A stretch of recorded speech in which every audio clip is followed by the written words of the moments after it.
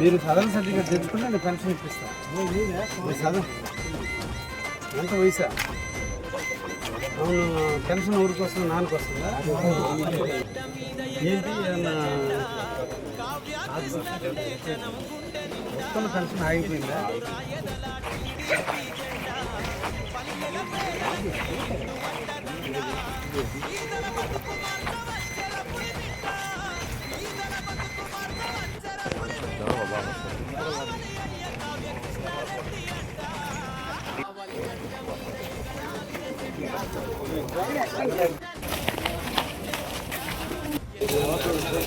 లైవ్లో ఉంది.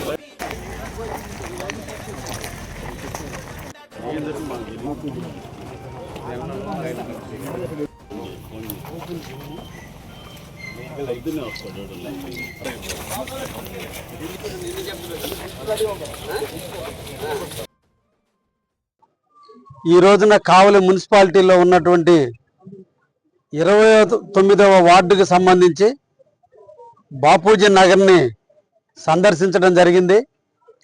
1993లో కావలి మున్సిపాలిటీ పరిధిలో ఐడిఎస్ఎంటీ స్కీమ్ కింద ఈ బాపూజీ నగర్ని లేఅవుట్ వేయటం జరిగింది. ఫారెస్ట్ ల్యాండ్ డిఫారెస్ట్ చేస్తూ మున్సిపాలిటీ అందరూ కూడా ఎంఐజీ ఎల్ఐజీల కింద స్థలాలు కేటాయించి ఆనాటి మార్కెట్ వాల్యూ ప్రకారం ఈ స్థలాలన్నీ కూడా అమ్మటం జరిగింది. ఈరోజు కావలి పట్టణంలో ఉన్నటువంటి కొద్దిపాటి లేఅవుట్లలో ఇది ఒక లేఅవుట్ అన్ని అంగులతో ఉన్నటువంటిది.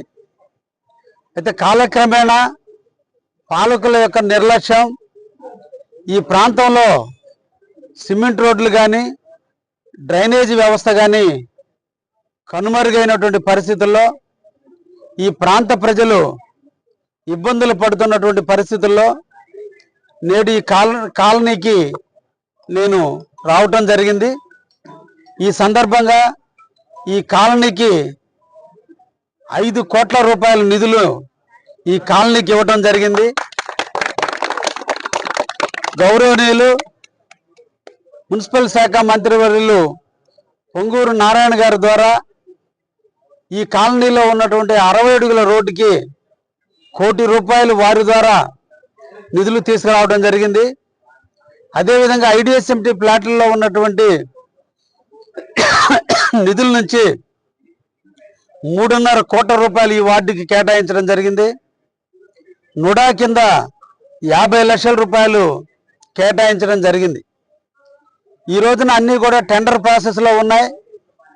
రాబోయేటువంటి 6-7 నెలల కాలంలోనే ఈ ప్రాంతంలో ఉన్నటువంటి అన్ని సిమెంట్ రోడ్లు పూర్తి చేయటం కూడా జరుగుతుందనే విషయాన్ని కూడా తెలియజేస్తూ ఈరోజు రాష్ట్ర అభివృద్ధి ప్రదాత అయినటువంటి రాష్ట్ర ముఖ్యమంత్రి వర్యులు శ్రీ నారా చంద్రబాబు గారి నాయకత్వం కావలి మీద ఎనలేని ప్రేమ చూపిస్తున్నటువంటి వేళ మన మున్సిపల్ శాఖ మంత్రి వర్యులు మనం నెల్లూరు జిల్లా వాసి కావటం, ముఖ్యంగా కావలి మీద ఆయనకు ఒక ప్రత్యేక శ్రద్ధ ఉండటం, ఈరోజు కావలి పట్టణంలో ఉన్నటువంటి డ్రైనేజీ వ్యవస్థనంతటినీ కూడా అభివృద్ధి పరచాలి, ప్రజలకు ఎటువంటి అసౌకర్యాలు లేకుండా చూడాలనే ఉద్దేశంతో ఈరోజు కావలి పట్టణంలో ఉన్నటువంటి అన్ని బజార్లు కూడా ఈ రోజున సర్వే చేస్తున్నారు.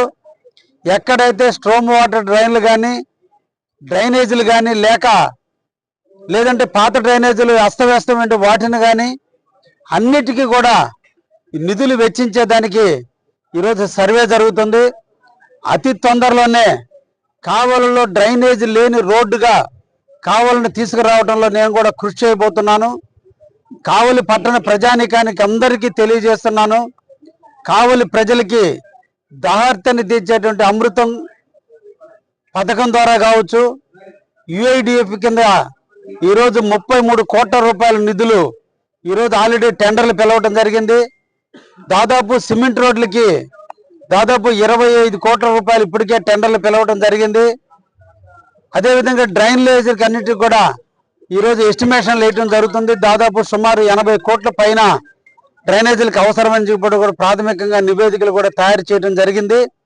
ఇవన్నీ కూడా రాబోయే కాలంలో తీసుకొచ్చి కావలిలో అన్ని సౌకర్యాలు ఉండేటువంటి పట్టణంగా అభివృద్ధి చెందేదానికి తప్పకుండా నేను కృషి చేస్తానని కూడా ఈ సందర్భంగా తెలియజేస్తూ ఐడిఎస్ఎంటి వాసులు దాదాపు 29 సంవత్సరాల నుంచి ఇబ్బందులు పడుతున్నటువంటి ఈ కాలనీని మోడల్ కాలనీగా చేస్తానని నా ఎలక్షన్లో హామీగా ఈరోజు ఈ కాలనీకి 5 కోట్ల రూపాయలు వెచ్చించడం జరిగిందని కూడా తెలియజేస్తూ ఇంకా కూడా ఈ నిధులు అతి తొందరలో ఇంకా కొంత వెచ్చించి కాలనీలు ఎటువంటి అసౌకర్యాలు లేకుండా చేస్తానని కూడా ఈ కాలనీ వాసులందరికీ కూడా హామీ ఇస్తున్నా.